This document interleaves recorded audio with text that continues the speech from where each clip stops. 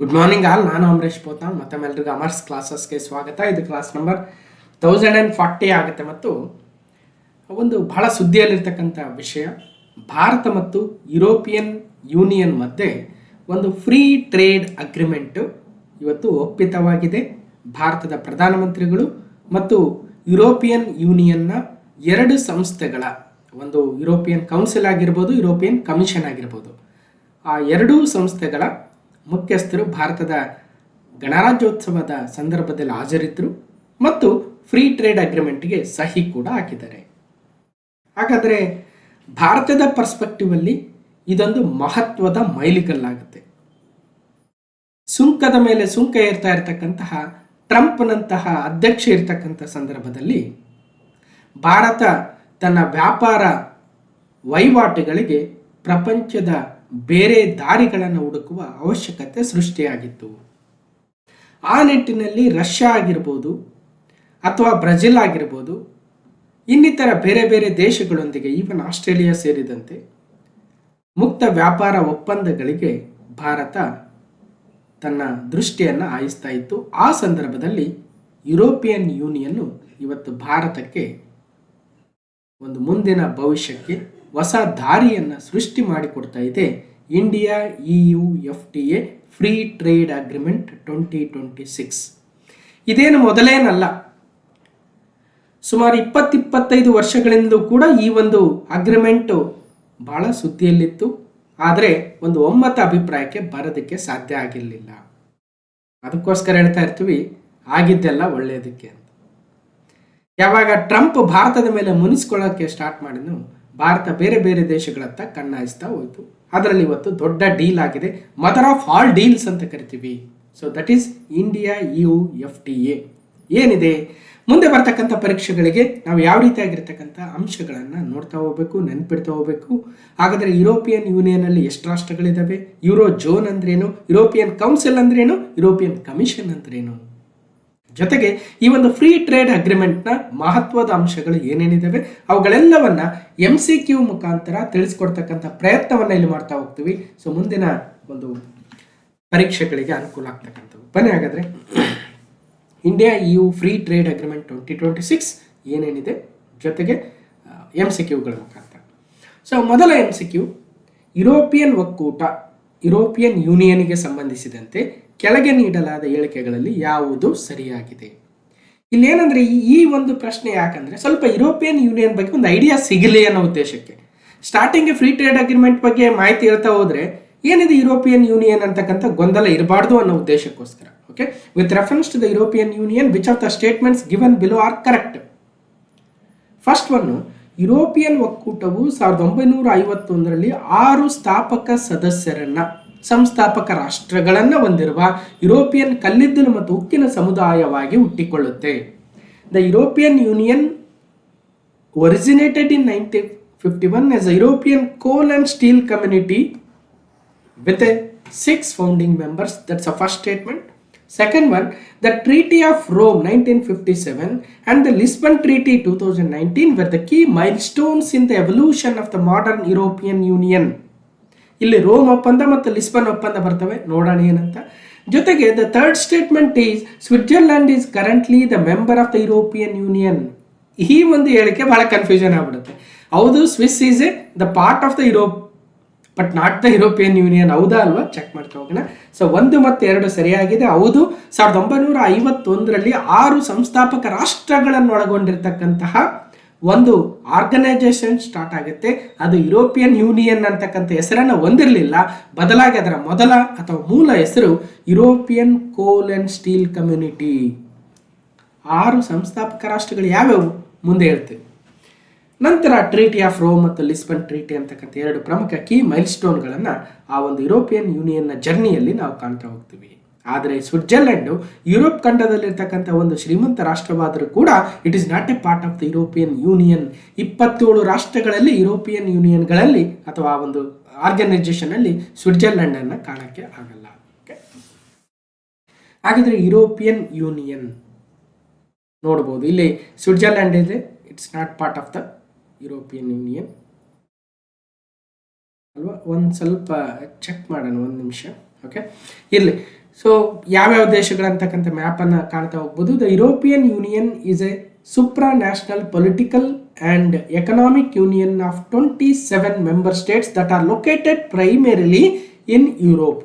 European ಒಕ್ಕೂಟ ಪ್ರಾಥಮಿಕವಾಗಿ 27 ಸದಸ್ಯ ರಾಷ್ಟ್ರಗಳನ್ನು ಒಳಗೊಂಡಿರತಕ್ಕಂಥ ಒಂದು ರಾಜಕೀಯ, ಒಂದು ಆರ್ಥಿಕ ಒಕ್ಕೂಟವಾಗಿದೆ. The union as a total 42,33,255 square kilometre. ನಮ್ಮ ಭಾರತದ ನಾವು 32 ಲಕ್ಷದ ಅಂತ ಓದ್ತೀವಿ. ನಮ್ಮ ಭಾರತಕ್ಕಿಂತಲೂ ದೊಡ್ಡ ಒಂದು ಗುಂಪಾಗುತ್ತೆ. ಭಾರತ ಒಂದು ದೇಶ, ಇದರಲ್ಲಿ 27 ಬೇರೆ ಬೇರೆ ದೇಶಗಳಿದ್ದಾವೆ, ಅದು ಬೇರೆ ಮಾತು. ಆದರೆ ಕಂಪೇರಿಟಿವ್ಲಿ ಯುರೋಪಿಯನ್ ಯೂನಿಯನ್ನಲ್ಲಿರ್ತಕ್ಕಂಥ 27 ರಾಷ್ಟ್ರಗಳನ್ನು ಸೇರಿಸಿದಾಗ ಭಾರತದ ಒಟ್ಟು ವಿಸ್ತೀರ್ಣಕ್ಕಿಂತ ಹೆಚ್ಚಿದೆಯಾ ಕಮ್ಮಿ ಇದೆಯಾ ಅಂತಕ್ಕಂಥ ಒಂದು ಐಡಿಯಾ ಇರಬೇಕಲ್ವಾ. ಮತ್ತು ಟೋಟಲ್ ಏರಿಯಾ, ಜಿಯೋಗ್ರಫಿಕಲ್ ಏರಿಯಾದಲ್ಲಿ ಏನೋ ಜಾಸ್ತಿ ಇದೆ, ಬಟ್ ಜನಸಂಖ್ಯೆಯಲ್ಲಿ ನಮ್ಮನ್ನು ಮೀರಿಸೋದಕ್ಕೆ ಸಾಧ್ಯ ಇಲ್ಲ ಅನ್ನೋದು ನಮಗೆ ಗೊತ್ತಿದೆ. ಅದನ್ನ ಯಾರು ಹೇಳ್ಕೊಡ್ಬೇಕಾಗಿಲ್ಲ ಅಲ್ವಾ.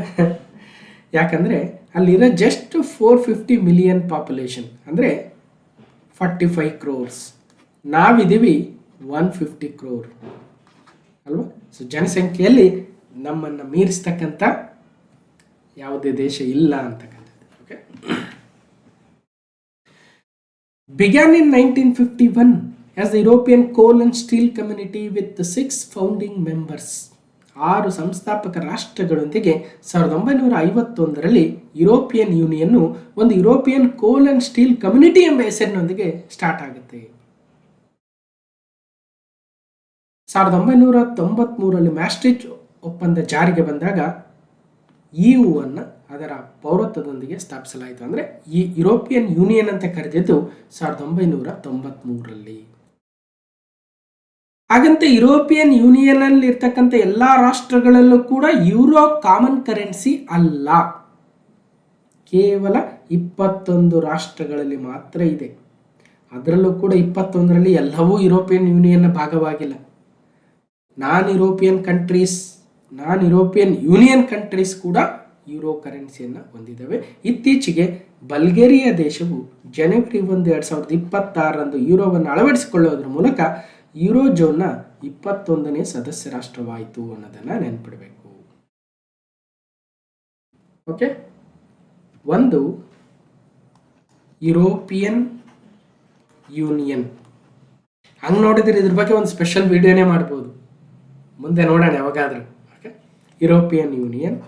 ಎರಡನೇದು ಯೂರೋ ಝೋನ್. ಮೂರನೇದು ಯುರೋಪಿಯನ್ ಕಮಿಷನ್. ನಾಲ್ಕನೇದು ಯುರೋಪಿಯನ್ ಕೌನ್ಸಿಲ್.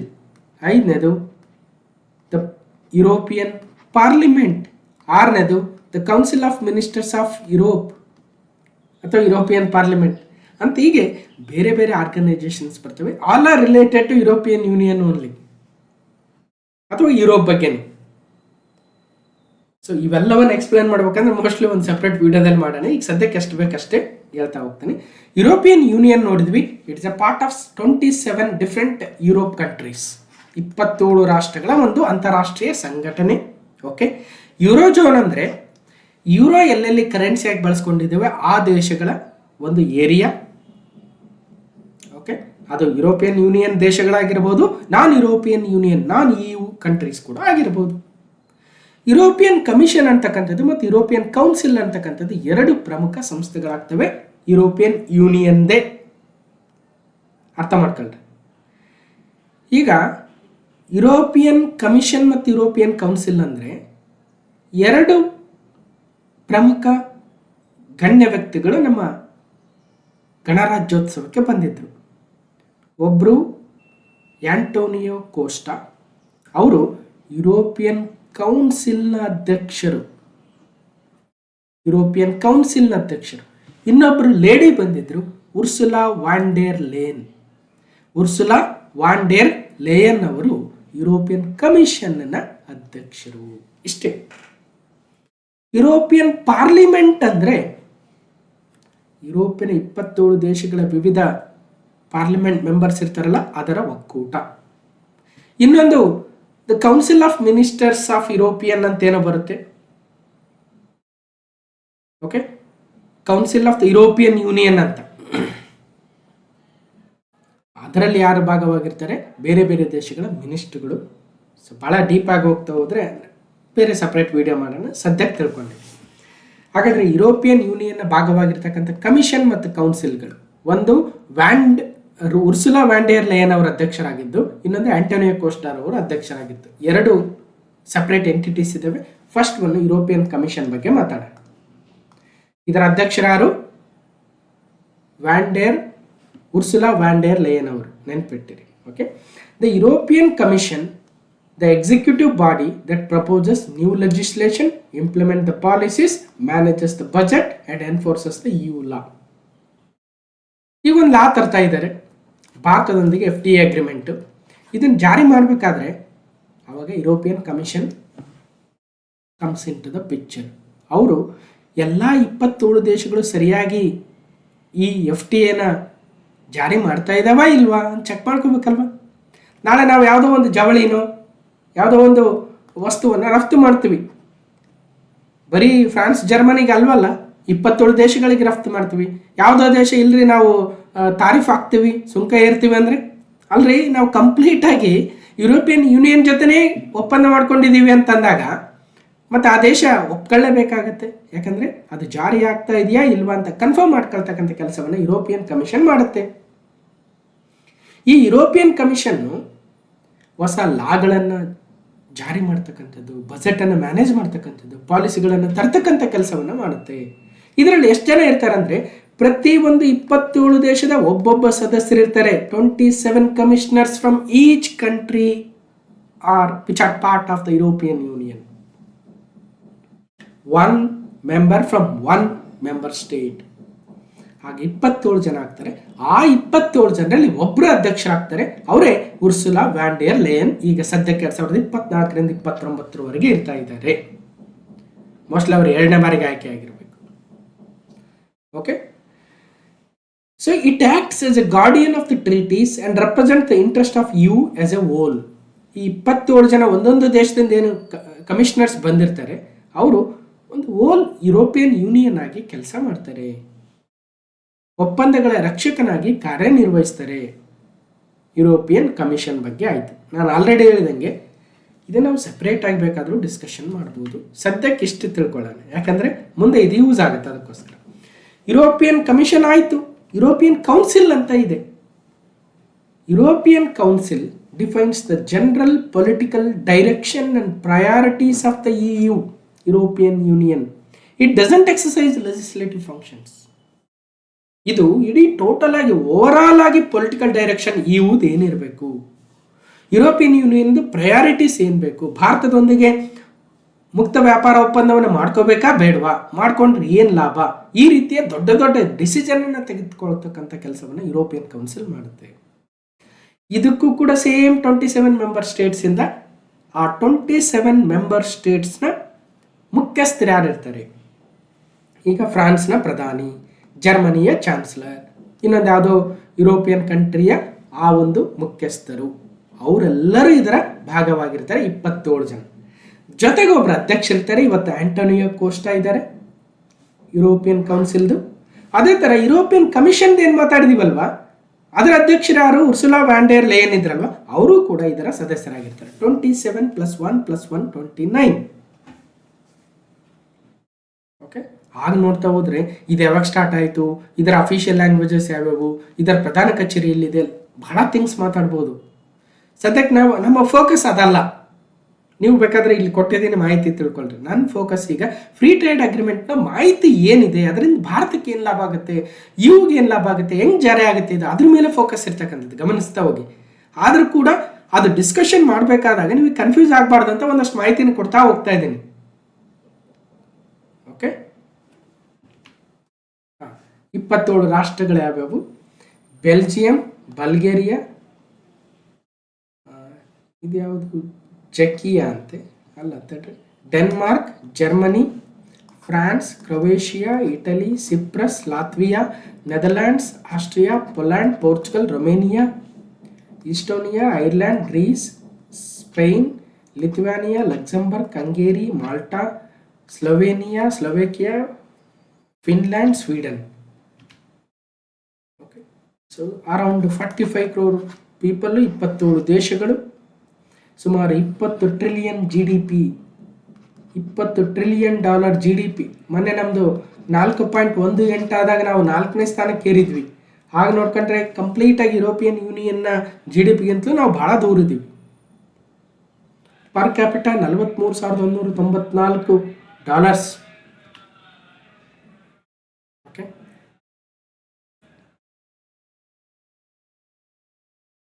ಹಾಂ, ಒಟ್ಟಾರೆಯಾಗಿ 1993 ಯುರೋಪಿಯನ್ ಯೂನಿಯನ್ ಅಂತ ಕರೆಸ್ಕೊಳ್ಳುತ್ತೆ. ಬೆಲ್ಜಿಯಂನ ಬ್ರೂಸೆಲ್ಸಲ್ಲಿ ತನ್ನ ಪ್ರಧಾನ ಕಚೇರಿಯನ್ನು ಹೊಂದಿದೆ. 1951 ಅಂತ ಹೇಳ್ತಾರೆ, ಕೆಲವರು 58 ಅಂತ ಹೇಳ್ತಾರೆ. ಒಟ್ಟಾರೆಯಾಗಿ ಯುರೋಪಿಯನ್ ಯೂನಿಯನ್ ಆರಂಭವಾಗಿದ್ದು 1993 ಅಂತ ನೆನ್ಪಿಡಿ. ಸ್ಟಾರ್ಟಿಂಗಲ್ಲಿ ಯಾರು ಇದನ್ನು ಸ್ಟಾರ್ಟ್ ಮಾಡಿದ್ರು ಅಂದರೆ Belgium, France, Italy, Luxembourg, Netherlands, ಪಶ್ಚಿಮ ಜರ್ಮನಿ, ಒಟ್ಟು 6 ದೇಶಗಳು. ಇದರಲ್ಲಿ 2 ಡಿಫ್ರೆಂಟ್ ಎಂಟಿಟೀಸ್ ಇರ್ತವೆ. ಒಂದು ಯುರೋಪಿಯನ್ ಕೌನ್ಸಿಲ್, ಈಗ ಪ್ರಸ್ತುತ ಆಂಟೋನಿಯಾ ಕೋಸ್ಟಾರ್ ಅವರು, ಇವರು ಕೂಡ ಭಾರತಕ್ಕೆ ಮೊನ್ನೆ ಬಂದಿದ್ರು. ಅದೇ ಥರ ಯುರೋಪಿಯನ್ ಕಮಿಷನ್ ಅಂತಿರುತ್ತೆ, ಅದರ ಅಧ್ಯಕ್ಷರು ಉರ್ಸುಲಾ ವ್ಯಾನ್ ಡೆರ್ ಲೇಯನ್. ಇವರಿಬ್ಬರು ಕೂಡ ಭಾರತಕ್ಕೆ ಭೇಟಿ ಕೊಟ್ಟಿದ್ರು. ಈ ಒಂದು FTA ಆಗೋದಕ್ಕೆ ಇವರ ಕೊಡುಗೆ ಬಹಳ ಇತ್ತು.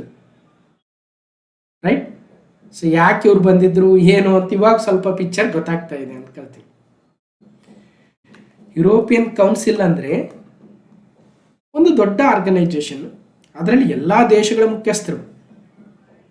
ಈಗ ಸಪೋಸ್ ನಮ್ಮದು ಸಾರ್ಕ್ ತಗೊಳ್ಳಿ, ಅಥವಾ ಬಿಮ್ಸ್ಟೆಕ್ ತಗೊಳ್ರಿ, ಅಥವಾ ಬೇರೆ ಭಾರತದ ಭಾಗವಾಗಿರ್ತಕ್ಕಂಥ ಯಾವುದೇ ಒಂದು ಸಂಘಟನೆಯನ್ನು ತೆಗೆದುಕೊಂಡಾಗ ಸ್ವತಃ ನಮ್ಮ ಪ್ರಧಾನಮಂತ್ರಿಗಳು ಅದರ ಭಾಗವಾಗಿದ್ದರೆ it's a complete the most ಏನಂತೀವಿ ಸ್ಟ್ರಾಂಗ್ ಎಂಟಿಟಿ ಅನ್ನಂಗೆ. ಅದೇ ನಮ್ಮ ವಿದೇಶಾಂಗ ಸಚಿವರು ಭಾಗಿಯಾಗಿರ್ತಕ್ಕಂಥ ಒಂದು ಕಮಿಟಿ ಏನಾದರೂ ಇದ್ದರೆ ಅದು ಸ್ವಲ್ಪ ನಿಮ್ಗೆ ಗೊತ್ತಾಗುತ್ತೆ ಏನು ವ್ಯತ್ಯಾಸ ಅಂತ, ಆ ರೀತಿಯಾಗಿ. ಓಕೆ, ಸ್ವಿಟ್ಜರ್ಲ್ಯಾಂಡು ಇದರ ಭಾಗ ಆಗಿಲ್ಲ, ಯುರೋಪಿಯನ್ ಯೂನಿಯನ್ನ ಭಾಗ ಆಗಿಲ್ಲ. ಯುನೈಟೆಡ್ ಕಿಂಗ್ಡಮ್ಮು 2020 ಅನಿಸುತ್ತೆ ಬ್ರೆಕ್ಸಿಟ್ ಆಗಿತ್ತು, ಬ್ರಿಟನ್ ಎಕ್ಸಿಟಿಂಗ್ ಫ್ರಮ್ ದ ಯೂರೋಝೋನ್ ಅಥವಾ ಯುರೋಪಿಯನ್ ಯೂನಿಯನ್. ಆಗ 28 ಇದ್ದದ್ದು 27 ಇಳಿದಿತ್ತು. ಇನ್ನೊಂದ್ಸಲ ಆ ಪಟ್ಟಿಯನ್ನು ಕೊಟ್ಟಿದ್ದೀವಿ, ಓದಿ. ಓಕೆ, ಜಕ್ ರಿಪಬ್ಲಿಕ್. ಇನ್ನು ಯೂರೋಝೋನ್ ಅಂದರೆ ಎಲ್ಲೆಲ್ಲಿ ಯೂರೋವನ್ನು ಕಾಮನ್ ಕರೆನ್ಸಿಯಾಗಿ ಅಳವಡಿಸ್ಕೊಂಡಿದ್ದಾರೋ ಅವರೆಲ್ಲ ಯೂರೋಝೋನ್ ಅಂಡರಲ್ಲಿ ಬರ್ತವೆ.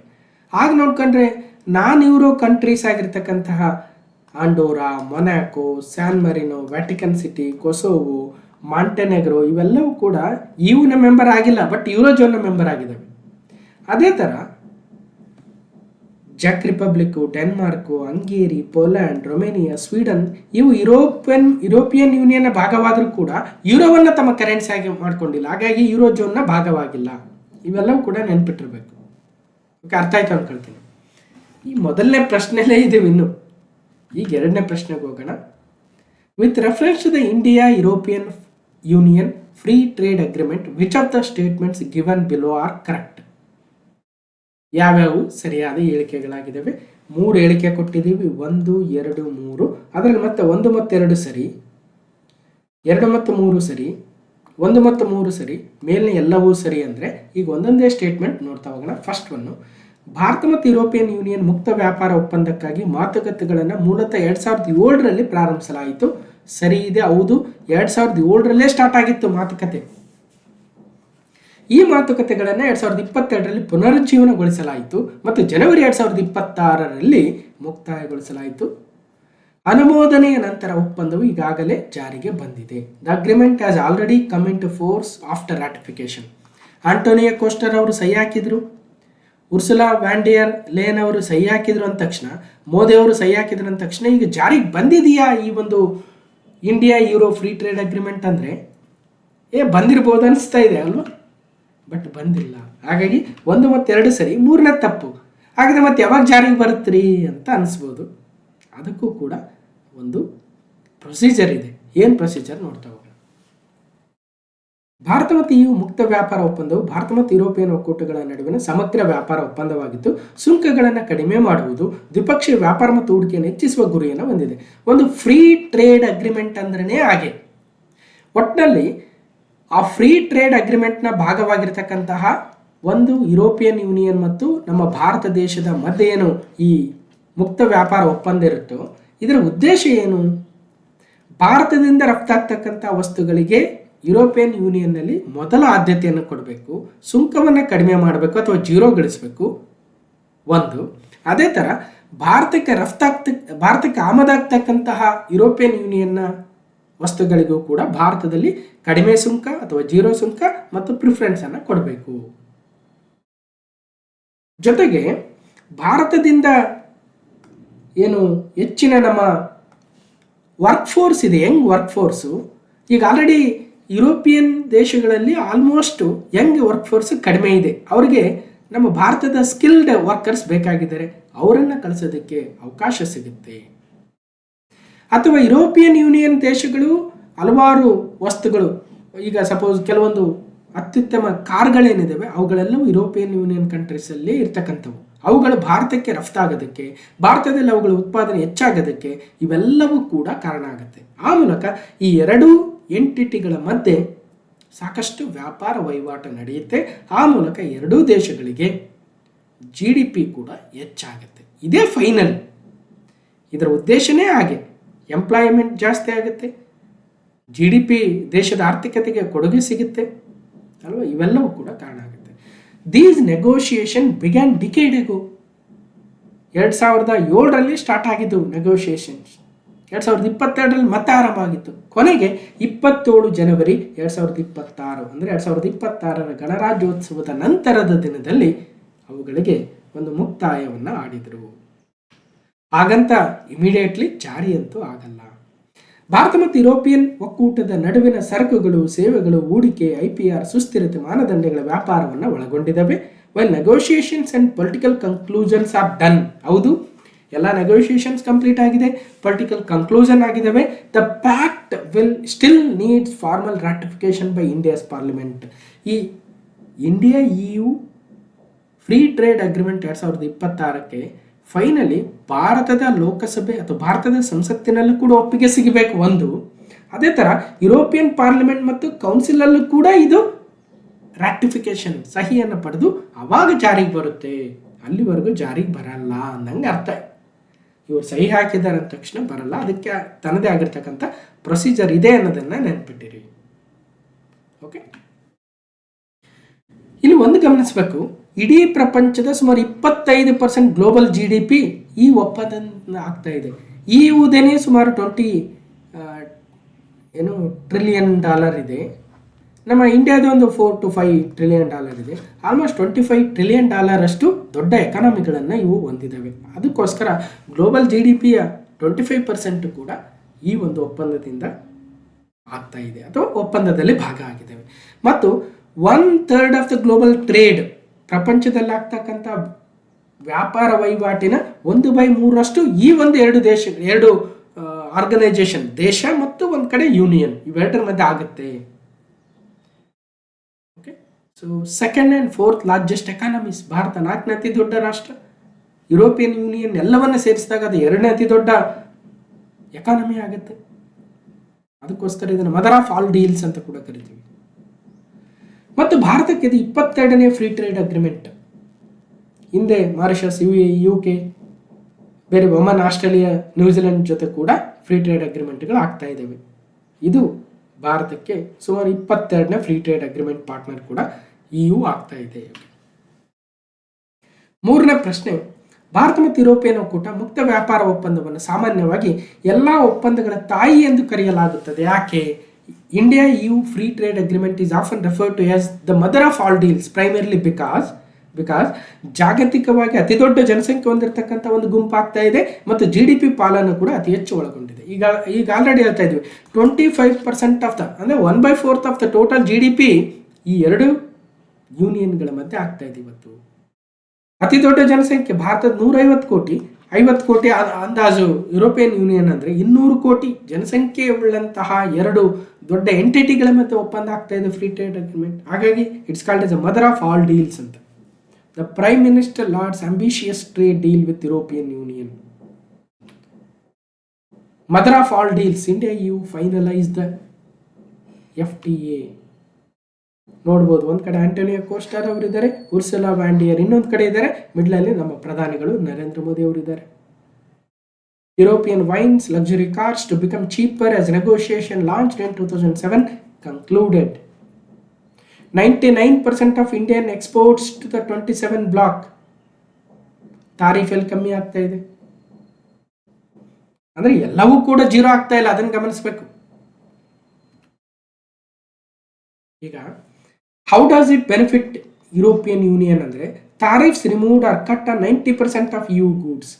90% ಗೂಡ್ಸ್ ಏನು ಭಾರತಕ್ಕೆ ಬರ್ತಾ ಇತ್ತು ಯುರೋಪಿಯನ್ ಯೂನಿಯನ್ನಿಂದ, ಅವುಗಳಿಗೆ ಆಲ್ಮೋಸ್ಟ್ 100ರಲ್ಲಿ 90% ಒಂದು ತಾರೀಫ್ ಜೀರೋ ಆಗ್ತಾ ಇದೆ, ಇಲ್ಲ ಸ್ವಲ್ಪ ಕಡಿಮೆ ಆಗ್ತಾ ಇದೆ. ಗಮನಿಸಿ, ಎಲ್ಲ ವಸ್ತುಗಳಿಗೂ ಕೂಡ ಜೀರೋ ತಾರೀಫ್ ಅಲ್ಲ, ಗಮನಿಸಿ, ಕೇಳ್ಬೋದು ಎಕ್ಸಾಮಲ್ಲಿ. Wine duties cut from 150% to the 20 to 30%, spirits cut to 40%. European ಯೂನಿಯನ್ನಿಂದ ಬರ್ತಕ್ಕಂಥ ವೈನು, ಡಿಫ್ರೆಂಟ್ ಸ್ಪಿರಿಟ್ಸು ಈಗ ಕಡಿಮೆ ಆಗ್ತಾ ಇದೆ. ಮದ್ಯಪ್ರಿಯರಿಗೆ ಬಹಳ ಖುಷಿ ಆಗುತ್ತೆ ನನಗೆ, ಸುಮ್ಮನೆ ನಮ್ಮ ನ್ಯೂಸ್ ಪೇಪರಲ್ಲಿ ಆಗ್ತಾ ಇರ್ತಾರೆ. Car tariffs drops 110% to the 10%, first 250,000 ವೆಹಿಕಲ್ಸ್ಗೆ ಮಾತ್ರ. ಯುರೋಪಿಯನ್ ಯೂನಿಯನ್ನಿಂದ ಬರ್ತಕ್ಕಂತಹ ಕಾರ್ಗಳೇನಿದ್ದಾವೆ, ಪ್ರಮುಖ ಕಾರುಗಳು, ಆಡಿ ಕಾರು, ಬೇರೆ ಬೇರೆ ಇದ್ದಾವೆ, ಪೋರ್ಷೆ ಯಾವ್ಯಾವ ಇದ್ದಾವೆ, ಅವುಗಳಿಗೆ 110% ತಾರೀಫ್ ಆಗ್ತಾ ಇದ್ರು. ಈಗ ಅದನ್ನು 10% ಗಳಿಸಿದ್ದಾರೆ ಅಂದರೆ ಮತ್ತೆ ಅವುಗಳು ರೇಟ್ ಕಮ್ಮಿ ಆಗುತ್ತಲ್ವ. ಜರ್ಮನಿ, ಫ್ರಾನ್ಸ್ ಕಾರ್ಗಳು ಅಲ್ವಾ, Italy. Tariffs eliminated on Airbus aircraft, processed food, 0% tax on most machinery and pharmaceutical products. ಹಾಗಾಗಿ ಇವೆಲ್ಲವೂ ಕೂಡ EUಗೆ ಬೆನಿಫಿಟ್ ಆಗುತ್ತೆ. ಒಂದು ಕಡೆ ವ್ಯಾಪಾರ ವಹಿವಾಟು ಹೆಚ್ಚಾಗೇ ಆಗುತ್ತೆ. ಇನ್ನೊಂದು ಕಡೆ ಭಾರತಕ್ಕೆ ಹೇಗೆ ಬೆನಿಫಿಟ್ ಆಗುತ್ತೆ? Duty free export for items such as textile, leather, gems and spices. ಭಾರತದಲ್ಲಿ ಉತ್ಪಾದನೆ ಆಗ್ತಕ್ಕಂತಹ ಸಾಂಬಾರು ಪದಾರ್ಥಗಳು, ಜವಳಿ ಉದ್ಯಮ, ಚರ್ಮದ ಕೈಗಾರಿಕೆ, ಇವುಗಳೆಲ್ಲವುಗಳಿಗೆ ಡ್ಯೂಟಿ ಫ್ರೀ ಎಕ್ಸ್ಪೋರ್ಟ್ ಸಿಗುತ್ತೆ. Duty free quota for 1.6 million tons of steel. ಭಾರತದಲ್ಲಿ ಉತ್ಪಾದನೆ ಆಗ್ತಕ್ಕಂಥ ಉಕ್ಕಿಗೆ ಸುಮಾರು 1.6 ಮಿಲಿಯನ್ ಟನ್ಸ್ಗೆ ಡ್ಯೂಟಿ ಫ್ರೀ ಕೋಟಾ ಸಿಗುತ್ತಂತೆ. Easier for skilled Indian workers to work in the 27 country block. ಇಷ್ಟು ದಿನ ಅಮೆರಿಕಕ್ಕೆ ಹೋದ್ವಿ, ಕೆನಡಾಗೆ ಹೋದ್ವಿ ಅಂತ ಇದ್ರು, ಇನ್ನು ಮುಂದೆ ಫ್ರಾನ್ಸ್ಗೆ ಹೋದ್ವಿ, ಜರ್ಮನಿಗೆ ಹೋದ್ವಿ ಅಂತ ಹೇಳಬೇಕಾಗತ್ತೆ. ಯಾಕಂದರೆ ಅಲ್ಲಿ ಭಾರತದ ಸ್ಕಿಲ್ಡ್ ವರ್ಕರ್ಸ್ಗೆ ಇನ್ನು ಮುಂದೆ ಈಸಿಯರ್ ಆಕ್ಸೆಸ್ ಸಿಗಲಿದೆ. ಎರಡ ಹಲವಾರು ಇರ್ತವೆ ಒಂದು ಫ್ರೀ ಟ್ರೇಡ್ ಅಗ್ರಿಮೆಂಟ್ ಅಂದಮೇಲೆ. ಆದರೆ ಯಾವ ಈ ಡೀಲಲ್ಲಿ ಇನ್ಕ್ಲೂಡ್ ಆಗಿಲ್ಲ ಅನ್ನೋದನ್ನು ಕೂಡ ಒಂದು ಗಮನ ಹರಿಸಬೇಕು. No concessions on the items such as chicken and rice. Rice ಮತ್ತು ಚಿಕನ್ಗಳು ಎಕ್ಸ್ಪೋರ್ಟ್ ಆದರೆ ಅದಕ್ಕೆ ಯಾವುದೇ ಬದಲಾವಣೆ ಇಲ್ಲ. ಹಿಂದೆ ಎಷ್ಟಿತ್ತು ತಾರೀಫು ಅಷ್ಟೇ ಬೀಳುತ್ತೆ. ಓಕೆ, ಇದೇ ಥರ ಒಂದಷ್ಟಕ್ಕೆ ಯಾಡ್ ಮಾಡಿದ್ದಾರೆ. ಯುರೋಪ್ ಮಾರುಕಟ್ಟೆ ಮುಕ್ತ ಭಾರತ ಯುರೋಪ್ ಒಕ್ಕೂಟದ ನಡುವೆ ಚಾರಿತ್ರಿಕ ಮುಕ್ತ ವ್ಯಾಪಾರ ಒಪ್ಪಂದ. ಭಾರತ ಐರೋಪ್ಯ ಒಕ್ಕೂಟದ ನಡುವಿನ ಚಾರಿತ್ರಿಕ ಮುಕ್ತ ವ್ಯಾಪಾರ ಒಪ್ಪಂದ, ಫ್ರೀ ಟ್ರೇಡ್ ಅಗ್ರಿಮೆಂಟ್ ಸಹಿ ಹಾಕಲಾಗಿದೆ ಮಂಗಳವಾರ. ವಿಶ್ವದ 2ನೇ ಆರ್ಥಿಕ ಶಕ್ತಿಯಾದ ಐರೋಪ್ಯ ಒಕ್ಕೂಟ, ಜಗತ್ತಿನ 4ನೇ ಆರ್ಥಿಕ ಶಕ್ತಿಯಾದ ಭಾರತದ ನಡುವೆ ರೂಪಿತವಾದ ಮುಕ್ತ ವ್ಯಾಪಾರ ಒಪ್ಪಂದಕ್ಕೆ ಪ್ರಧಾನಿ ನರೇಂದ್ರ ಮೋದಿ ಮತ್ತು ಐರೋಪ್ಯ ಮಂಡಳಿ ಅಧ್ಯಕ್ಷ, ಯುರೋಪಿಯನ್ ಕೌನ್ಸಿಲ್ನ ಪ್ರೆಸಿಡೆಂಟ್ ಆಗಿರ್ತಕ್ಕಂಥ ಆಂಟೋನಿಯೋ ಕೋಸ್ಟಾ ಮಂಗಳವಾರ ಅಧಿಕೃತವಾಗಿ ಸಹಿ ಹಾಕಿದರು. ಬರೋಬ್ಬರಿ 2 ದಶಕದ ಬಳಿಕ ಮುಕ್ತ ವ್ಯಾಪಾರ ಒಪ್ಪಂದ ಏರ್ಪಟ್ಟಿರುವುದು ವಿಶೇಷವಾಗಿದೆ. ಐರೋಪ್ಯ ಒಕ್ಕೂಟದ ಮುಖ್ಯಸ್ಥೆ ಅಂದರೆ ಯುರೋಪಿಯನ್ ಕಮಿಷನ್ನ ಪ್ರೆಸಿಡೆಂಟ್ ಆಗಿರತಕ್ಕಂಥ ಉರ್ಸುಲಾ ವ್ಯಾನ್ ಡೆರ್ ಲೇಯನ್ ಅವರು ಕೂಡ ಈ ಸಭೆಯಲ್ಲಿ ಉಪಸ್ಥಿತರಿದ್ದರು. 1 ವರ್ಷದಿಂದ ಅಮೆರಿಕ ಅಧ್ಯಕ್ಷ ಡೊನಾಲ್ಡ್ ಟ್ರಂಪ್ ಅವರ ಪ್ರತಿಸುಂಕ ಕ್ರಮಗಳಿಂದ ಹಿಂಜರಿಕೆ ಹಾದಿ ಹಿಡಿದಿದ್ದ ಜಾಗತಿಕ ಆರ್ಥಿಕತೆಗೆ ಭಾರತ ಮತ್ತು ಐರೋಪ್ಯ ಒಕ್ಕೂಟದ ಮುಕ್ತ ವ್ಯಾಪಾರ ಒಂದು ಟಾನಿಕ್ ಆಗಿ ಸಿಗಲಿದೆ. ಟ್ರಂಪ್ ಅತಿರೇಕದ ಪ್ರತಿಸುಂಕ ಕ್ರಮಗಳ ಬಳಿಕ ಪರ್ಯಾಯ ಮಾರುಕಟ್ಟೆ ಹುಡುಕಾಟದಲ್ಲಿ ಭಾರತಕ್ಕೆ ಐರೋಪ್ಯ ಒಕ್ಕೂಟ ಜೊತೆಗಿನ ಒಪ್ಪಂದ ಒಂದು ಸಂಜೀವಿನಿಯಂತೆ ಆಗಲಿದೆ. ರೈಟ್. ಇನ್ನು ರಾಜ್ಘಾಟ್ಗೆ ತೆರಳಿ ಅಲ್ಲಿರ್ತಕ್ಕಂಥ ಮಹಾತ್ಮ ಗಾಂಧೀಜಿರವರ ಸ್ಮಾರಕಕ್ಕೆ ನಮನವನ್ನು ಸಲ್ಲಿಸಿದ್ರು ಐರೋಪ್ಯ ಮಂಡಳಿಯ ಅಧ್ಯಕ್ಷರಾಗಿರ್ತಕ್ಕಂಥ ಆಂಟೋನಿಯೋ ಕೋಸ್ಟಾ, ಐರೋಪ್ಯ ಒಕ್ಕೂಟದ ಮುಖ್ಯಸ್ಥೆಯಾಗಿರ್ತಕ್ಕಂತಹ ಉರ್ಸುಲಾ ವ್ಯಾನ್ ಡೆರ್ ಲೇಯನ್ ಅವರು. ಉತ್ಪನ್ನ ಯಾವುದು, ಎಷ್ಟು ಪ್ರಸ್ತುತ ಸುಂಕ ಇದೆ, ಭವಿಷ್ಯದ ಸುಂಕ ಎಷ್ಟಾಗಲಿದೆ. ಕಾರು ವಾಹನಗಳು 110% ಇಂದ 40% ಇಳಿತಾ ಇದೆ. ಯಂತ್ರೋಪಕರಣಗಳು, ವಿಮಾನ, ಬಾಹ್ಯಾಕಾಶ ನೌಕೆ, ಎಕ್ಸಾಮಲ್ಲಿ ಕೇಳಿಬಿಡ್ತಾರೆ ಯಾವ ಐಟಮ್ಗೆ ಎಷ್ಟು ಸುಂಕ ಇರಲಿದೆ ಅಂತ. ನಾವು ಅನ್ಕೊಳ್ತೀವಿ ಇಂಥವು ಕೇಳಲ್ಲ ಅಂತ, ಬಟ್ ಕೇಳ್ತಾರೆ. ಬಟ್ ಎಲ್ಲವನ್ನು ನೆನ್ಪಿಡೋಕ್ಕಾಗಲ್ಲ, ನೆನ್ಪಿಟ್ಟಿರಿ, ಅದನ್ನು ನೆನ್ಪಿಟ್ಟಿರಿ. ಓಕೆ. ಯುರೋಪ್ನ ಐಷಾರಾಮಿ ಕಾರುಗಳು ಹಗ್ಗ ಆಗಲಿವೆ. ವೈನ್, ಬಿಯರ್, ಆಲಿವ್ ಆಯಿಲ್, ಸಸ್ಯಜನ ವಸ್ತುಗಳು ಹಗ್ಗ ಆಗಲಿವೆ, ನೋಡ್ಬೋದು. ಟ್ರಂಪ್ ಗರ್ವಭಂಗಕ್ಕೆ ಹೊಸ ವ್ಯಾಪಾರ ಪರ್ವ. ಟ್ರಂಪ್ಗೆ ಏನಾದ್ರು ವಿಷಯ ಗೊತ್ತಾಗ್ಬಿಟ್ರೆ ಆಮೇಲೆ ಭಾಳ ಕಷ್ಟ ನಮಗೆ. ಮತ್ತೇನಾದ್ರು ತೆಗಿತಾನೆ ತಗಾದೆ ಅಲ್ವಾ. ಈಗ ಆಲ್ರೆಡಿ ಟ್ರಂಪ್ನ ರೆಪ್ರೆಸೆಂಟೇಟಿವ್ ಆಗಿರ್ತಕ್ಕಂಥ ಯಾರೋ ಒಬ್ಬ ಕಾರ್ಯದರ್ಶಿ ಉರಿದು ಬಿದ್ದ ಅಮೆರಿಕ ಅಂತ ಬಂದಿತ್ತು, ನ್ಯೂಸ್ ನೋಡ್ಬೋದು. ಭಾರತ ಐರೋಪ್ಯ ಒಕ್ಕೂಟದ ನಡುವಿನ ವ್ಯಾಪಾರ ಒಪ್ಪಂದ ಅಮೆರಿಕಕ್ಕೆ ಎಲ್ಲಿಲ್ಲದ ಸಂಕಟ ತಂದೊಡ್ಡಿದೆ. ಖಜಾನೆ ಕಾರ್ಯದರ್ಶಿ ಅಮೆರಿಕದವರು ಸ್ಕಾಟ್ ಬೆಸೆಂಟ್ ಅವರು ಭಾರತದ ಜೊತೆ ಒಪ್ಪಂದ ಮಾಡಿಕೊಂಡಿರುವ ಐರೋಪ್ಯ ದೇಶಗಳು ತಮ್ಮ ವಿರುದ್ಧದ ಯುದ್ಧಕ್ಕೆ ತಾವೇ ಹಣಕಾಸು ನೆರವು ನೀಡಲು ಮುಂದಾಗಿದ್ದಾವೆ. ಅಮೆರಿಕದ ನಿರ್ಬಂಧದ ನಡುವೆಯೂ ಉಕ್ರೇನ್ ವಿರುದ್ಧ ರಷ್ಯಾ ಯುದ್ಧಕ್ಕೆ ಪರೋಕ್ಷವಾಗಿ ಸಹಕಾರ ನೀಡ್ತಾ ಇದೆ ಅಂತ ಹೇಳಿದ್ದಾರೆ. ಎಲ್ಲ ಒಪ್ಪಂದಗಳ ತಾಯಿ ಭಾರತ ಯುರೋಪ್ ಗೇಮ್ ಚೇಂಜರ್ಸ್ ಅಂತ ಸಂಪಾದಕೀಯ ಕೂಡ ಇದೆ, ನೋಡಿ. ಇನ್ನು 4ನೇ ಪ್ರಶ್ನೆ, ಭಾರತ ಮತ್ತು ಯುರೋಪಿಯನ್ ಯೂನಿಯನ್ ಮುಕ್ತ ವ್ಯಾಪಾರ ಒಪ್ಪಂದಕ್ಕೆ ಸಂಬಂಧಿಸಿದಂತೆ ಯಾವ್ದು ಸರಿಯಾಗಿದೆ? ಸೊ ಮೌಲ್ಯದ ಪ್ರಕಾರ over 99% of Indian exports by value will receive a preferential access to the EU. ಮತ್ತು ಎರಡನೇದು all EU exports to India will receive immediate zero tariff access. ಅಂದರೆ ಮೊದಲನೇದು ಸರಿ, ಎರಡನೇ ತಪ್ಪು. ಇಮಿಡಿಯೇಟ್ ಜೀರೋ ತಾರಿಫ್ ಆಕ್ಸೆಸ್ ಇಲ್ಲ. ಮತ್ತು ಆಲ್ ಅಂತ ಹೇಳಿದರೆ ಅದು ಕಷ್ಟ. ಒಂದು ವೇಳೆ ಜಾರಿ ಬಂದರೂ ಕೂಡ ಎಲ್ಲ EU ಎಕ್ಸ್ಪೋರ್ಟ್ಸ್ಗೆ ಜೀರೋ ತಾರಿಫ್ ಇರಲ್ಲ, ಒಂದಷ್ಟಕ್ಕೆ ಲಿಮಿಟೇಷನ್ ಇದ್ದೇ ಇರುತ್ತೆ. ಸೊ ಈ ರೀತಿಯಾಗಿ ಇನ್ನು ಯಾವ್ಯಾವಂತ ಆಲ್ರೆಡಿ ನೋಡಿದ್ವಿ. ಸೊ ಎಷ್ಟು ಆಗ್ಬೋದು ಅಂತ. ಇನ್ನು ಇದು ಫೈನಲ್ EU ಪಾರ್ಲಿಮೆಂಟಲ್ಲಿ ಆಗಬೇಕು, ಕೌನ್ಸಿಲಲ್ಲೂ ಅಪ್ರೂವ್ ಆಗಬೇಕು, ನಮ್ಮ ಭಾರತದ ಸಂಸತ್ನಲ್ಲೂ ಕೂಡ ಅಪ್ರೂವ್ ಆಗಬೇಕು.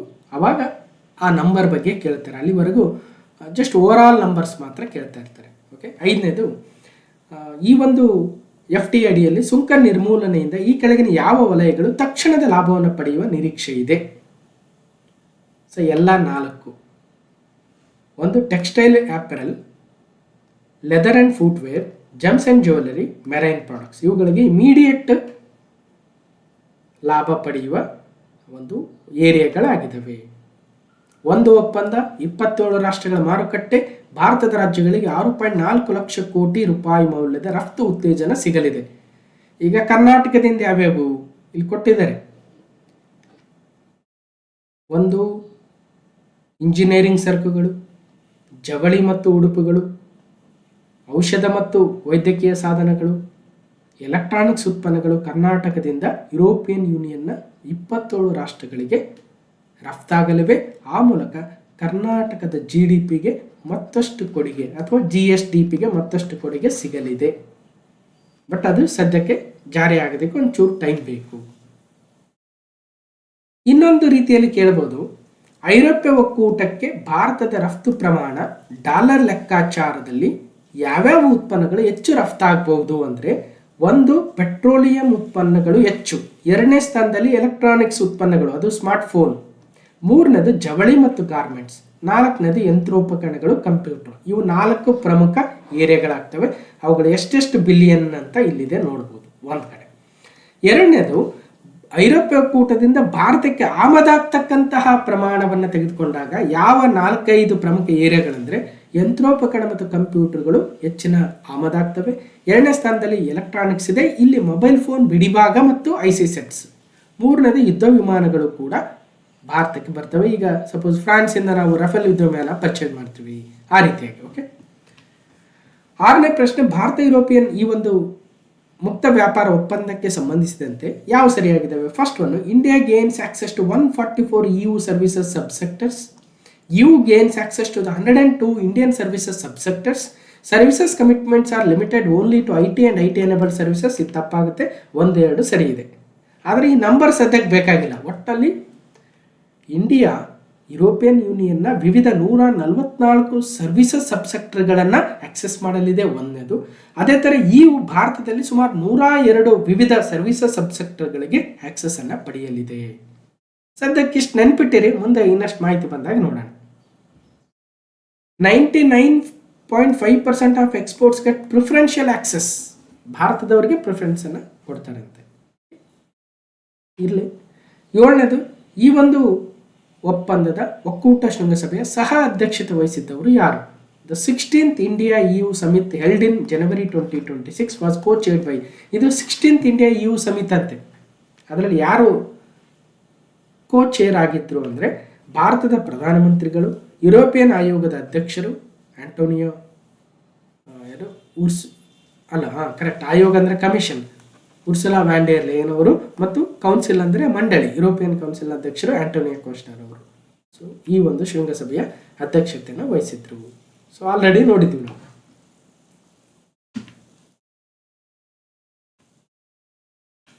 ಇಲ್ಲೆಲ್ಲ ಬೇರೆ ಔಟ್ಕಮ್ಸ್ ಎಲ್ಲ ಇದಾವೆ, ನಾವು ಅಷ್ಟು ಡೀಪ್ ಆಗಿ ಹೋಗೋ ಅವಶ್ಯಕತೆ ಇಲ್ಲ ಅನ್ಕೊಳ್ತೀನಿ.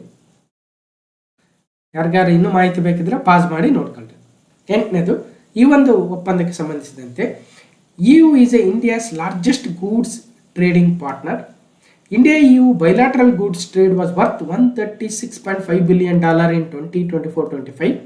India enjoys a trade surplus with the EU. So ಎಲ್ಲ ಹೇಳಿಕೆಗಳು ಕೂಡ ಸರಿಯಾಗಿದ್ದಾವೆ.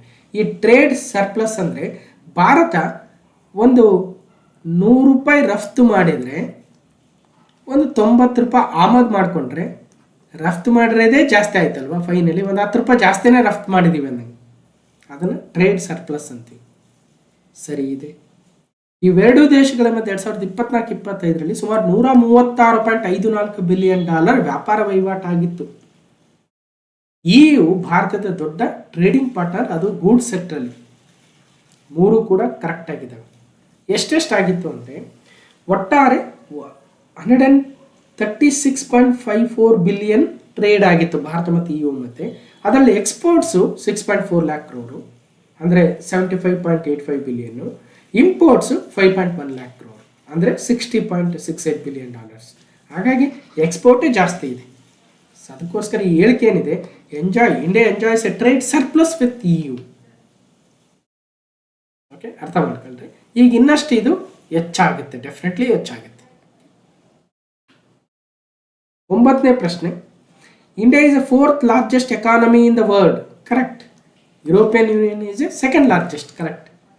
Together, India and European Union account for 1/4 of the global GDP. Right, 25%. India and European Union together account for nearly 1/3 of the global trade. Correct. So ಆ image ನೋಡಿದ್ವಿ ನಾವು, 3 ಕೂಡ ಸರಿ ಇದೆ. ಒಪ್ಪಂದಗಳ ತಾಯಿಗೆ ದಾರಿ ಮುಕ್ತ.